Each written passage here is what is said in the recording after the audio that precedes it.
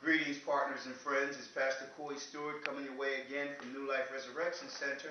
And I want to thank you for all your generous tithes and offerings. Without you, we could not continue our ministry to the homeless. We could not operate our transitional shelters. We could not do our food closets. We could not do any of the outreach programs that we do. It's because of you, and we thank you. I wanted to take the time this time to talk about resurrection, the resurrection season that we're in right now. You know, in 2 weeks we're going to commemorate the time that Jesus left Jerusalem and that he was taken through the streets of Jerusalem. He was crucified for you and I.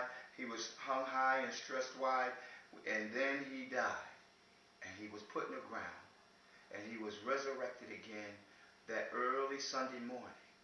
But before he died, when he was on that torture stake, there were some very poignant things that he said. And I want to just draw your attention to one found in the book of John, chapter 19, verse 25. This is after he had been dragged through the streets of Jerusalem. This is after he had been beaten with a cat o' nine tails until his flesh hung round his legs like ribbons. This is after they plucked his beard from his face. This is after they pummeled him with blow after blow. This is after they drove nails in his hands and feet. This is after they hung him up high between two criminals. After all this was done, and he sat and he stood on the cross, he uttered certain poignant words. And I want to draw your attention to just this one. It says, when Jesus therefore saw his mother and the disciple standing by whom he loved, he said unto his mother, Woman, behold thy son. Then saith he to the disciple, Behold thy mother.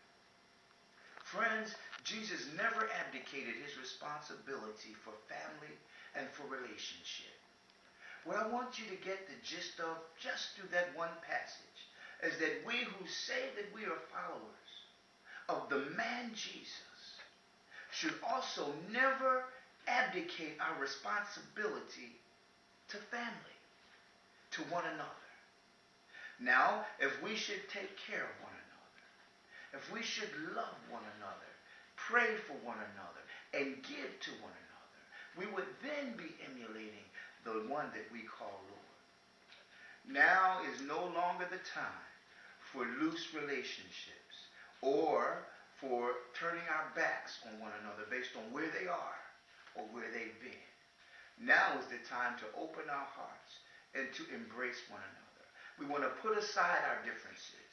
We want to put aside the differences of age and economics and religion.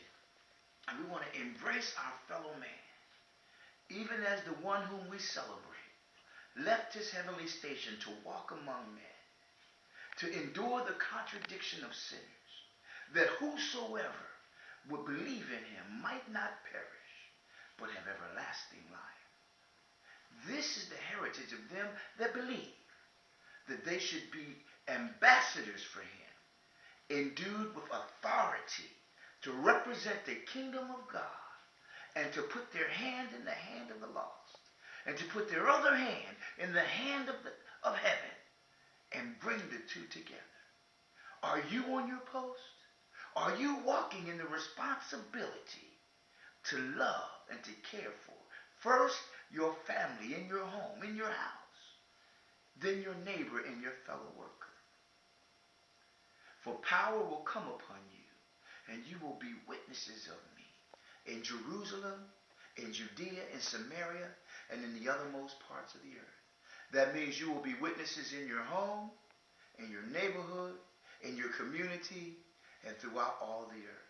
This is Pastor Stewart telling you, once again, we love you. We thank you for all that you've done for us, for your continued partnership and tithes and offerings and prayers. We thank you for that. We need those. But we just want to encourage you during this resurrection season not to abdicate your responsibility to your family.